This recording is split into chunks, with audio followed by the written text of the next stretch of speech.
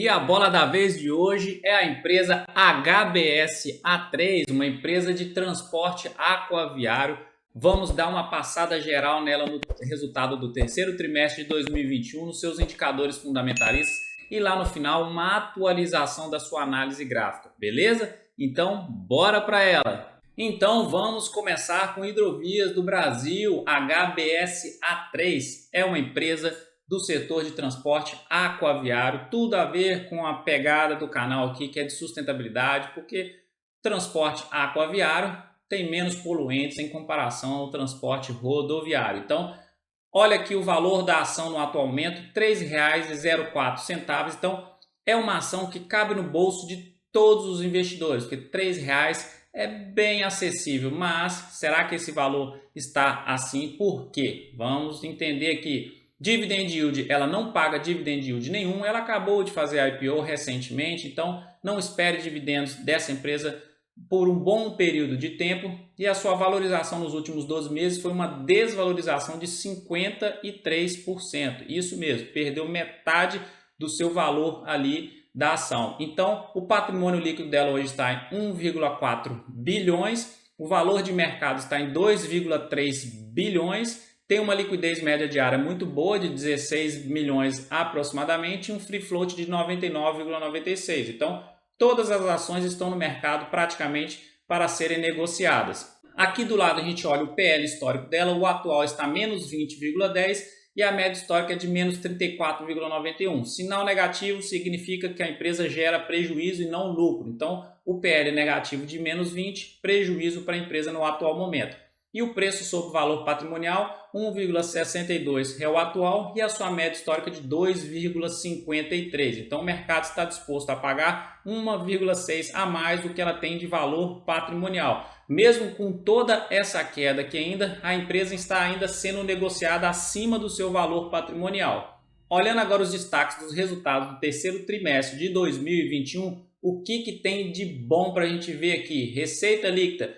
teve uma variação de menos 42% em relação ao terceiro TRI de 2020, ou seja, diminuiu a receita em 42% em relação ao mesmo período do ano passado. Seus custos operacionais aí até que diminuíram, isso é um ponto positivo, diminuiu 41%. E aqui embaixo o EBITDA, capacidade de geração de caixa dela, diminuiu 23,8%, isso é negativo para a empresa, porque EBITDA, caixa é saúde da empresa.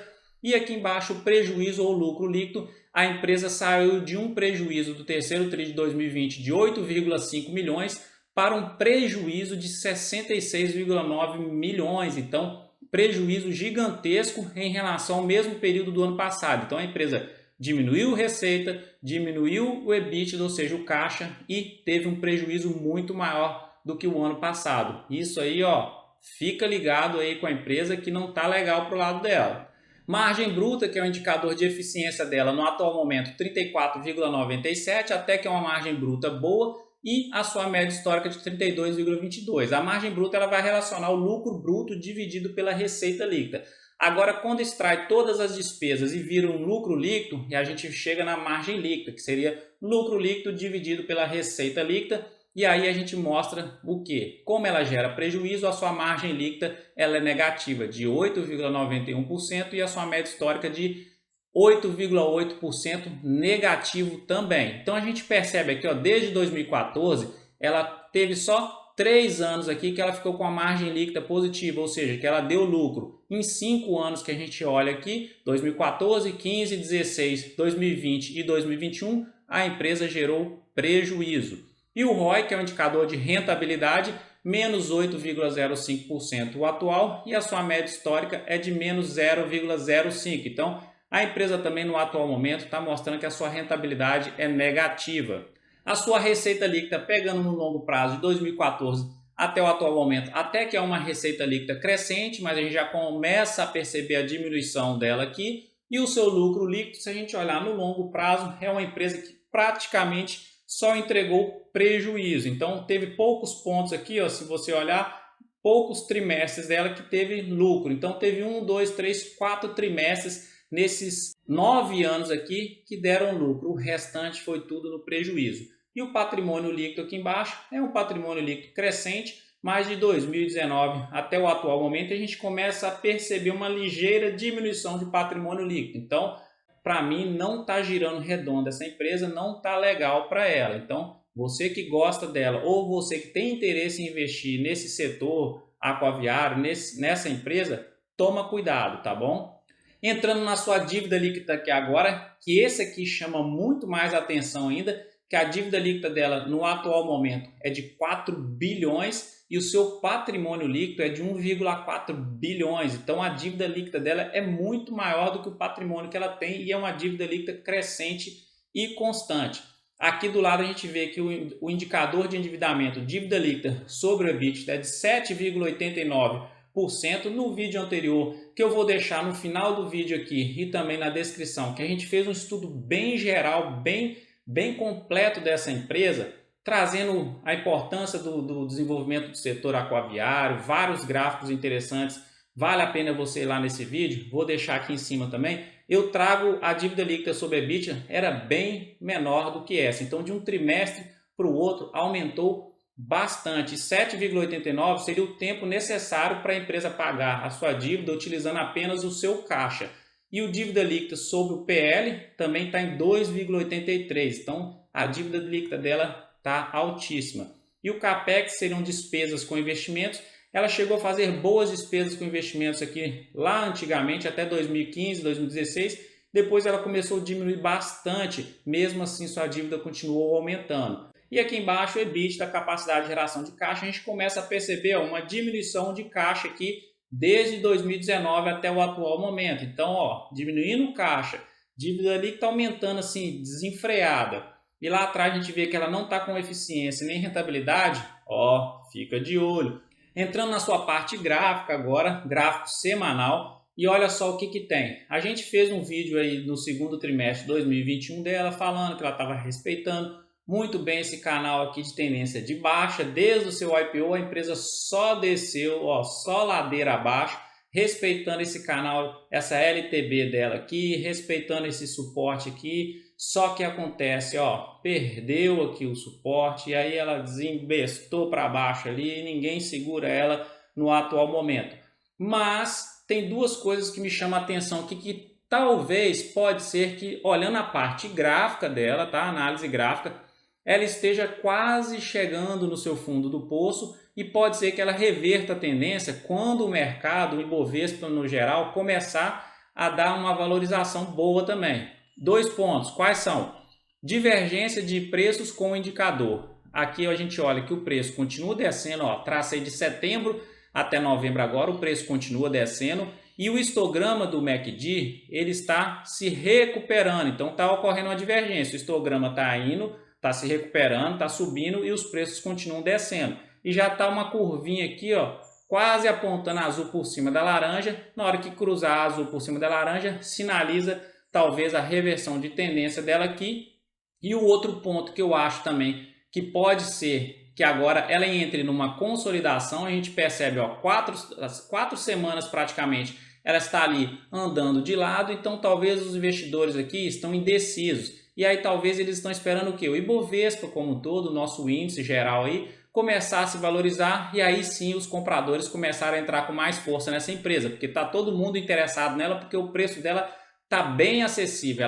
Ela fez um IPO lá com R$7 e tanto e hoje está em R$3, então está todo mundo na indecisão, compra ou não compra a empresa. Indicadores fundamentalistas não está legal, mas graficamente falando, valor da ação está muito acessível. E aqui embaixo, índice de força relativa dela muito nos extremos, no gráfico semanal, gráfico de médio prazo. Então, os dois indicadores nos extremos, está rolando a divergência aqui do MACD, isso pode ser uma sinalização de reversão de tendência e ela está lateralizada durante as últimas 4 semanas. Talvez ela fique aí mais algumas semanas ou alguns meses lateralizada até o Ibovespa se recuperar. Então talvez os investidores estão aí fazendo aportes com os preços bem atrativos ali dos R$3 e torcendo, fazendo figuinha para o longo prazo ela começar a entregar lucro ao invés de prejuízo, né?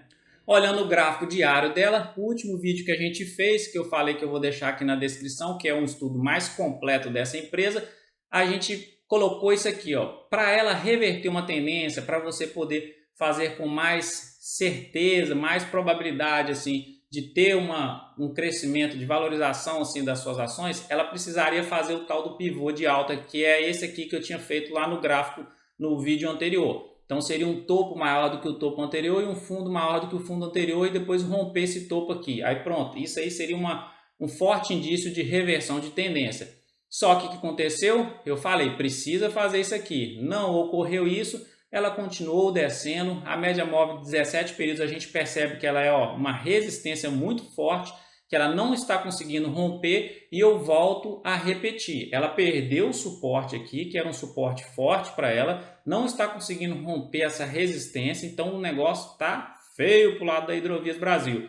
E perdeu o suporte que agora, e agora não tem chão para ela mais. Agora ninguém sabe o que pode acontecer. E o que eu acho, ao meu ver, tá? Não é recomendação nem de compra nem de venda, mas o que essa empresa precisa fazer graficamente para poder reverter a tendência, fazer um topo, o pivô de alta, né? Um topo maior do que esse topo aqui anterior, corrigir, faz um fundo maior que o fundo anterior e vem cá e rompe esse topo dela aqui, e aí sim, talvez ela reverteria essa tendência de baixa. E o MACD, o índice de força relativa aqui embaixo, continua na tendência de baixa no atual momento, mas já estão apontando para cima no curto prazo, no gráfico diário, tá bom? Passando dos 50% aqui, a força compradora fica mais forte e aí talvez ganhe uma forçazinha para tentar fazer esse pivô de alta aqui. E aqui a gente já percebe que a azul já está por cima da laranja no MACD aqui, sinalizando talvez essa reversãozinha de tendência de curto prazo. Então é importante você enxergar esse pivô de alta para começar a fazer os seus aportes, porque fazer aporte aqui no atual momento é especulação pura. É arriscado demais, porque não tem chão nenhum para segurar ela aqui, ela pode descer. Hoje ela está a R$3, ninguém imaginava que sairia dos R$7,60 para R$3. E ela pode chegar até R$0, né, gente? O único chão que ela tem é o R$0. Então, eu esperaria, tá, Gustavo? Eu esperaria pelo menos 2 sinais de reversão de tendência para começar a fazer os aportes nessa empresa, beleza? Então é isso, se você gostou desse vídeo, já dá aquela curtida aí, já ajuda o canal a crescer, comenta aqui embaixo se você é investidor da Hidrovias Brasil e já te deixo aquele abraço de sempre, fique com Deus, até o próximo vídeo e tchau!